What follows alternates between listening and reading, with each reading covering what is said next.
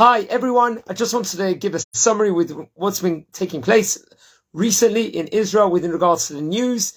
Israel recently, the country, Benjamin Netanyahu and his new right-wing coalition has tried to make different measures, as in like a different improved version of the Israeli court system in recent weeks. Proposals, remember, this is a government that has been voted in by a majority of the Israeli politics. So democracy spoke out and elected 64 Knesset members. It's not 61, not 62, 64, which is a significant number. And they've come with a lot of proposals. Unfortunately, many in the public are very much against this. And it's resulted in the Prime Minister, Benjamin Netanyahu, giving a delay within regards to this process, for the better or for the worse, where they're going to review it after the Pesach sessions and after Yom HaTzmaut and Yom HaZikaron, and then they'll come back and review the situation and probably have more dialogue with the parties itself. So friends, what's going on here? Why do the reforms? So many people, it's reported, many people have a lot of problems with the current Supreme Court in the current exact situation it is at the moment, where, you know, they, in many aspects, they might have more power than they should. And something I also agree. And remember, most of Israeli public also feel that reforms have to take place. Some people feel it's got to be very light reforms. And some people, like on the right wing bloc, think that there should be much more stronger reforms. Many people have criticized the recent reforms as being done too quickly, maybe too harshly, and maybe too much. That's what some people are also worried about, that might agree with there being reforms, however, at a lesser extent and at a slower pace. That's what's going on. And some people outright don't want it to take place. However, just a few issues with regards to the Supreme Court in its current state from a religious point of view I'm going to speak about. Because many times they don't take necessarily the religious side of the argument. I'll give an example. A hot topic at the moment is chametz on Pesach. Say, for example, some of the different establishments, the hospitals, they want to make a law that it should be illegal. But it's happened before where the Supreme Court stepped in and said, no, it's got to be legal to, it should be fine. Why can't people bring chametz in? However, like as a religious Jew, you know, this is a Jewish state. It was voted in the Knesset only a few years ago, this law that this is a Jewish state. So the law is a Jewish law. We don't eat any chametz on Pesach. So that should be respected, I think, by everyone. That's just a one example. Several years back also, among the ultra-Orthodox, they wanted to make a music concert. And there was an ultra-Orthodox singer coming in. And the Supreme Court, it was reported, stepped in and said they can't make separate seating, which I thought was very wrong. They should be able to make separate seating since it's a religious event, and in respect to the people that want to keep this and this, you know, and have a more of a tzniut aspect to it. They wanted a separate seating, let's just say, or a separate event. However, the Supreme Court waded in against this, which I felt also was wrong. These are just a few examples, and many times they have stepped in with regards to religious matters. So I personally feel that the rabbis should have more say when it comes to religious matters. That is for sure. That is one example. However, has to be stressed, and also the chief rabbi of Israel, Rabbi Yitzchak Yosef, the Sephardi one, did stress that, God forbid, there shouldn't be a civil war, because we know that, especially from Jewish history, when Am Yisrael were united together, that served some form of protection for Am Yisrael, for Israel as a general state. We see that when there was a King Achav, he went into war, there was some protection. Despite there was not a lot of Torah learning and necessarily with regards to spiritual matters, it wasn't at the zenith level. Still, at that stage in time, they succeeded in war because the Am Yisrael were more united at that stage in time. However, when King David and there was a flourishing amount of Torah scholarship during that time period, when King David was a king, they fell in battle on more occasions. That's because the people weren't united together. And that's a power that unity has, when there's this achdut concept in Am Yisrael, among us, everything is protected.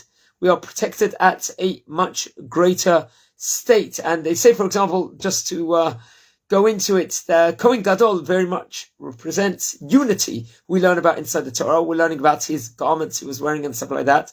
They say when the Kohen Gadol, back in the time of the Bet HaMikdash, it was a litmus test to see how Am Yisrael was, how Israel was standing. If the Kohen Gadol in the Yom Kippur service will come out alive from the Holy of Holies. This was learned inside the Gemara. And let's go to two different time periods. There was the first temple era, the first Bet HaMikdash, and the second Bet HaMikdash. During the first Bet HaMikdash, there was a lot of there was more unity. There was a great amount of achdut among Am Yisrael. However, in the second Bet HaMikdash, the main transgression was baseless hatred, where that means there was no unity. So the Kohen Gadol was a reflection, or was a microcosm of Am Yisrael. If he was going to come out of the Holy of Holies alive after the Yom Kippur service, it was a sign, a divine sign that Hashem, the Almighty, was happy with Am Yisrael, with how they were doing and dealing. And the first Bet HaMikdash stood for 410 years. There was only 18 Kohen Gadols during that time period. So the Kohen Gadol would come out of the service alive a vast majority of times. So that was a sign, a heavenly sign, that because they were united, Hashem protected Am Yisrael. However, in the second Bet HaMikdash, when there was a lot of strife and everything else, 300 different Kohen Gadols there were during that 420-year period. Nearly once a year, unfortunately, the Kohen Gadol would not come alive from the Holy of Holies. And that was a reflection, because of all this hatred there was, that Hashem was not happy, and the Kohen Gadol passed away, and that was a sign of it. That's the greatness of unity. And that's what there should be among Israel nowadays. It's so important that we are united. We should love each other, because at the end of the day, I, as a Jew that tries to love all different kinds of Jews, we've got to see the Tzelem Elokim in people. We've got to stand up for our principles over here. And all of us should daven and pray that we'll have a religious Jewish state where we'll keep to the Torah and the mitzvot and everything else. That is the goal over here. Or obviously, it shouldn't be done in a forceful way. We should try and reach that goal in a loving way. And there's so much kiruv out there, so much great outreach work taking place here in Israel, that we're seeing a lot of seeds planted among all of Israeli society within regards to these things. However, it's very important, unity is, and we're keeping different things. And, the Supreme Court, one could argue, is stopping a lot of, when it comes to religion, they weighed in way too much. And there's different reasons why there should be the different reforms taking place. How much of a level should take place is a question for a debate. Most of the Israeli public wants some form of reforms. Some people want a stronger amount than others. And, you can all find out about it online. There's a lot of good explanations of what is taking place here in Israel within regards to these proposed reforms over here. But I think it's a very sad situation also, where we're seeing that so many protests are taking place even outside of Israel within regards to this current debate that is taking place within regards to the Supreme Court, the new motions that want to be passed. It's a very, very sad thing to see people protesting against Israel. And we might, people should be supporting Israel, should be advocating for Israel outside over there. There's so many good points. However, unfortunately, international headlines might not necessarily see that way. So I'm taking an approach over here. I'm calling that we should all be united together.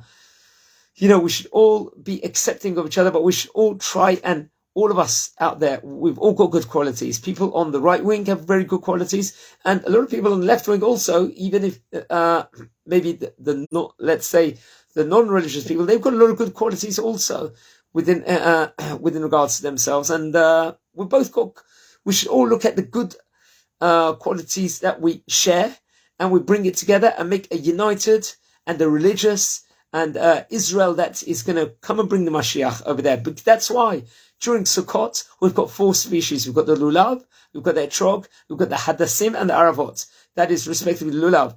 That's a date palm. That is etrog. That's a citrus smelling fruit. We've got the Aravot, also the willows, and also the myrtle branches. That is the Hadassim. Why do we shake it all together? Because we want to be united together in everything we do. And we've got to take our qualities. Israel has got so much good qualities. All of us have got such an abundance of qualities and everything else. And we should be merging it together and making the best Israel possible, a religious Israel. Obviously, I would say that. And one which is going to be united, Be'ezrat Hashem, and we'll be seeing the coming of the Mashiach. And we should daven that everything and pray everything is going to be good, and we are going to be united force, and our enemies are going to fall, and nothing is going to be able to touch this precious country of Israel. Guys, have an awesome day. Chag Sameach in advance for Pesach, and let's just hear good things. Take care. Bye.